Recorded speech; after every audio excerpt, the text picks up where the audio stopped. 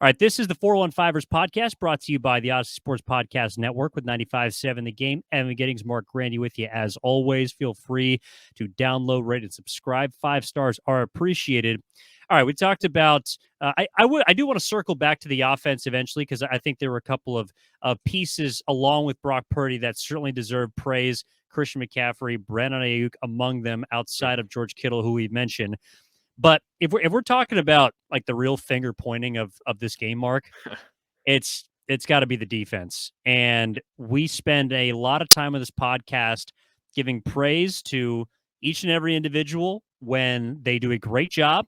And D'Amico Ryans, who we both think is going to be gone next season and is going to have a head coaching job somewhere.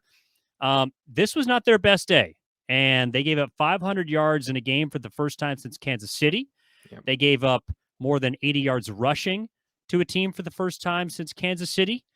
And they looked like the team that was partying on New Year's Eve more than the Raiders yesterday, the defense did, because they gave up 34 points and they could have lost this game. I mean, the reason why they didn't lose the game was the offense. The reason why they almost lost this game to me was their defense. Now, I agree with you. I will say the defense did step up specifically in the fourth quarter when they needed it. They forced a turnover in the fourth quarter. It was Kerry Hyder knocking a ball kind of off of his shoulder pads or helmet high up into the air, picked off by Drake Jackson, ultimately resulted in a field goal. Maybe we could bring up red zone issues as well. That kind of reared its head late in the game as well. And then, of course, in overtime, Nick Bosa with just a straight bull rush, throwing one of the tackles into the throwing motion of Jarrett Stidham, allowing for an easy interception for Gibson, which he takes all the way down inside the 10, setting up a chip shot field goal for Gold to win the game. So the defense stepped up when they needed to, but you're right. For the most part, they were not very good. I think you got to credit Las Vegas. I mean, the 49ers had allowed 17 points in the final 2 minutes of halves this year entering this game, of the first halves, excuse me. Best in the NFL. The Raiders scored a touchdown with 10 seconds left in the first half. That was the great Davante Adams touchdown. So they beat the Niners, where the Niners rarely get beat. The Niners also hadn't allowed a single point in the final 2 minutes of second halves this year. Raiders scored a touchdown, the Josh Jacobs run after the incredible Davante Adams catch to tie the game with about a minute left. The Raiders had 500 yards of offense. They scored 34 points. Niners on average give up about 290 yards of offense per game, allow just over 15 points per game. By far, both the best marks in the NFL. And then you mentioned, individually, the total yards marks, the rushing yards marks, the worst the Niners have allowed since the Chiefs. So Raiders deserve credit. Niners certainly were not sharp, especially early in the game. But to point out, I think the turnovers that they forced late shows that this is still a defense. Even if they are not playing at their best, they do kind of have a sense for the moment. And they showed that a bit in the fourth quarter and then in overtime, forcing that turnover. So, yes, if there is some finger pointing to be done, it goes to that defense. But I think they've afforded themselves a bad week or two, considering how they've played this season. But this one was certainly near the bottom of the list. Yeah, they have. I just think that, look, every person that comes to the podium after the game on defense, because of how good they've played, is going to say, hey, this was our bad. Like, we didn't play well today. I know that's the first thing that Fred Warner is going to say, because even though he led the team with 12 tackles, Fred Warner did not have a Fred Warner game. I mean, I'm looking at the beginning of the second half where the Raiders, on a 3rd and long, throw a little bubble screen out to Hunter Renfrow. And instead of, letting him going by and trusting that his teammates will clean up his mess, Fred Warner grabs his face mask, rips him to the ground. Next play, 60-yard touchdown. Raiders take a 10-point lead.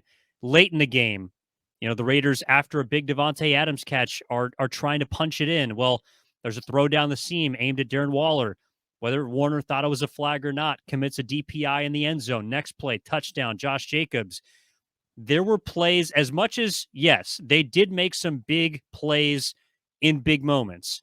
They also committed 9 penalties. They were also a bit more undisciplined than I've seen them in a long time. And really the play that stood out to me, Marc, I mean, Nick Bosa made the play of the game. He did. At the end, that was the difference, as we've discussed.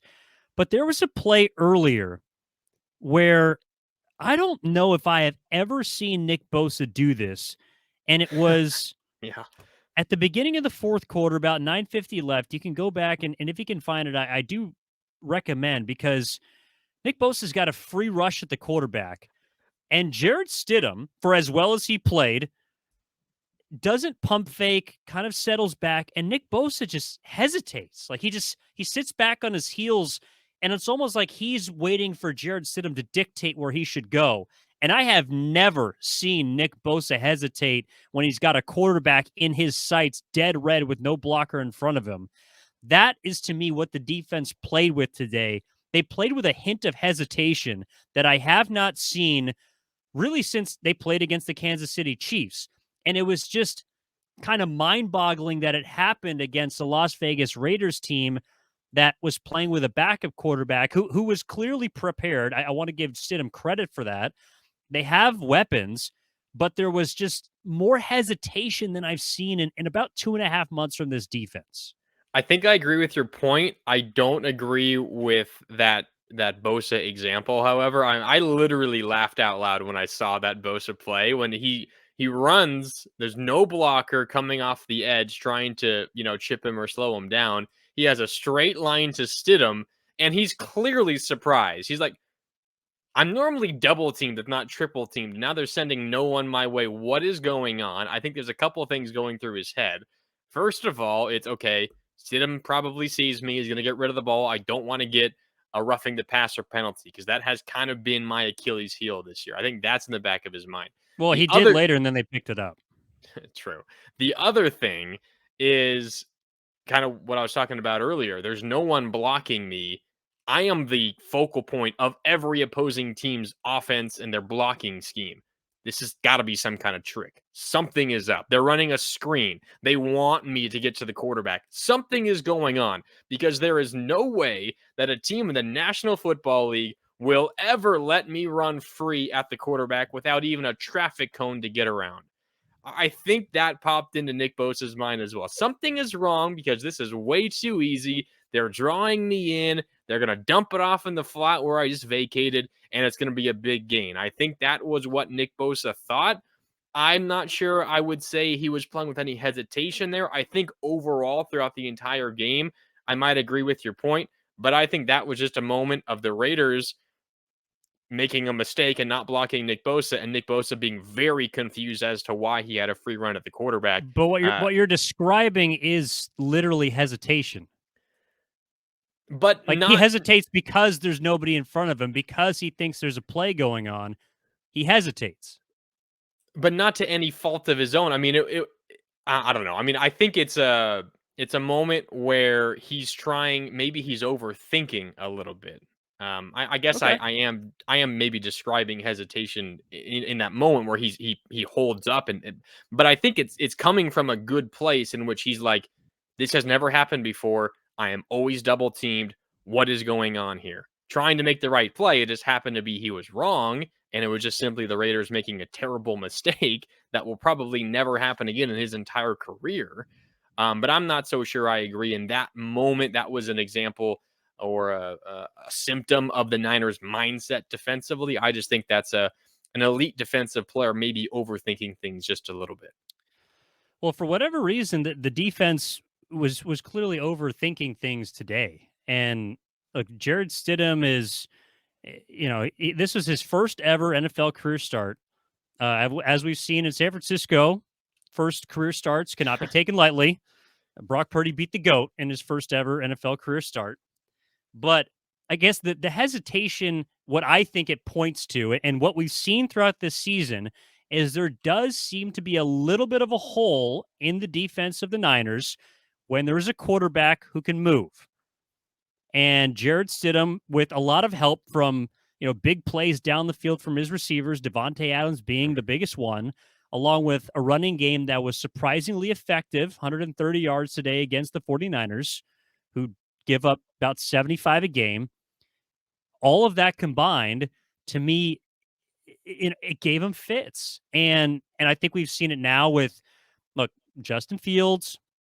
I know it was week one, but again, these are all things that combine to me spell a bit of a trend. Justin Fields, Russell Wilson, you're looking at Marcus Mariota, Patrick Mahomes. Now, not all of those quarterbacks are created equal. And now Jared Stidham, all of them can move.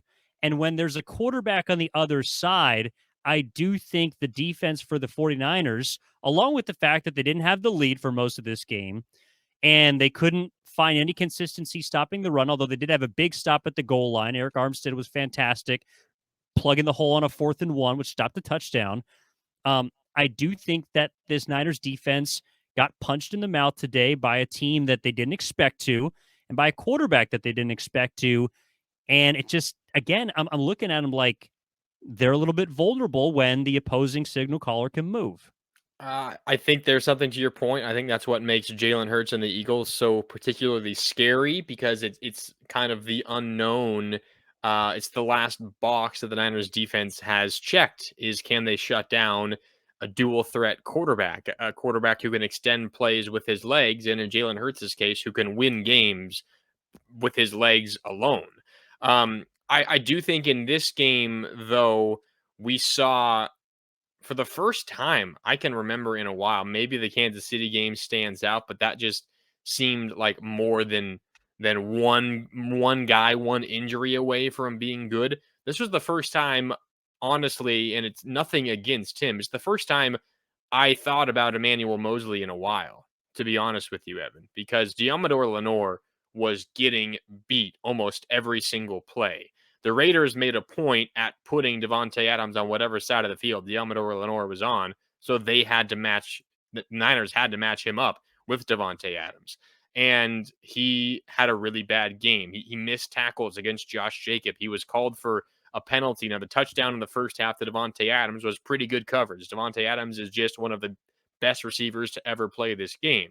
But he was beat often in this game. Devontae Adams, 7 catches, 153 yards, 2 touchdowns. A lot of that came against Diamador Lenore. This was the first time the Niners missed Emmanuel Moseley in a really long time. And I think if something like that is to continue, Diamador Lenore getting matched up against elite receivers, it could be an issue for the 49ers moving forward. And that's what makes that injury to Emmanuel Moseley so hurtful from earlier in the year.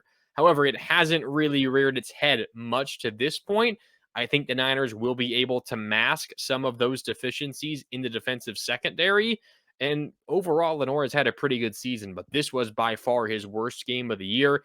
That is a bit of a concern moving forward. Not saying it's going to spell doom for them, but if there is an area defensively that worries me right now, it is the other corner spot alongside Mooney Ward. And right now, kind of by default, that job is Diamador Lenore's. I will be keeping an eye on that, of course, in the final week of the regular season against a banged up Cardinals team, and then in the playoffs as well. I think that, though, Mark, is a product of the fact that they didn't have a pass rush. Now, I don't know if Yeah. I'm sure Diamador Lenore he didn't play well today, but I don't necessarily know if it's the fact that he has played at such a higher level, or, a ridiculously higher level in the recent weeks, or the fact that the Niners didn't have a sack today. I know they had 9 quarterback hits and Bosa had 5 of them, pretty ridiculously, but they did not create consistent pressure on Jared Stidham. A lot of that was because he was able to extend plays. And I think we have seen now, and look, it wasn't just Diamador Lenore. Like, Talanoa Hufanga got burnt Yeah, on the first drive of the game by he Darren did. Waller. That's the 6th touchdown that Hufanga has allowed in coverage this year. Like, it's, again, these are all things that are kind of over the course of a 17 game season now becoming trends.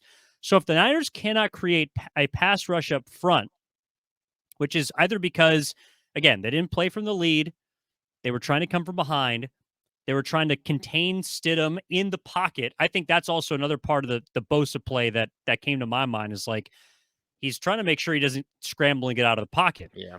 So if Stidham's extending plays and looking downfield, then I do think we see a secondary for the 49ers that, look, it's hard to cover when you got to blanket a guy for 5 seconds. But especially when you don't have, you're right, like you're starting number 2 corner, then I think that's where Lenore gets exposed along with the rest of the secondary outside of probably Ward a little more. You're 100% right. If you can get pressure on a quarterback quickly, you can make any defensive backfield look elite. And the Niners defensive backs have looked really good this year. And a big part of that is because of Nick Bosa and company up front. And Nick Bosa even talked about it post game, saying, I think he was asked about just in general the defense allowing 500 yards and 34 points and what happened. And he, along with the rest of the front seven, specifically the down linemen, kind of took the blame for that, saying, it's on us for not getting to the quarterback earlier, for not containing him, keeping him in the pocket, not allowing him to run free for first downs. And then, of course, as you alluded to, when you're not putting pressure on a quarterback, you're forcing your cornerbacks and safeties to cover for longer. And it's not like this is a Raiders offense that is devoid of weapons. I mean, they have some of the best skill players in football. Devontae Adams and Darren Waller and Hunter Renfro's a tough cover. Josh Jacobs, who Nick Bosa said is the best running back he's played against in his entire career. It's a talented offense, but it's not an offense that should be putting up 500 yards of offense against the best defense in the NFL. So to your point, I think Nick Bosa agrees with you. It's on the guys up front, fair or not, to be better at getting to the quarterback and making the corners and safeties look better. But still, I think if there is a weakness in the defense right now, it is that other corner spot, and it makes sense. I mean, their starting second corner has been out for much of the season, so I mean, it's not like it's a knock on the Niners organization or anything that they're unprepared. It's just the way it is because of an unfortunate injury. But that's how football goes. That is a weak spot for the defense right now. However, they are generally good enough, and they've been in almost every game this year good enough to cover up those weaknesses. They just simply didn't do that this game. Yeah. And again, if you're going to have a bad game, now would be the time. Exactly. And if you're going to have a bad game and win, that'd be even better.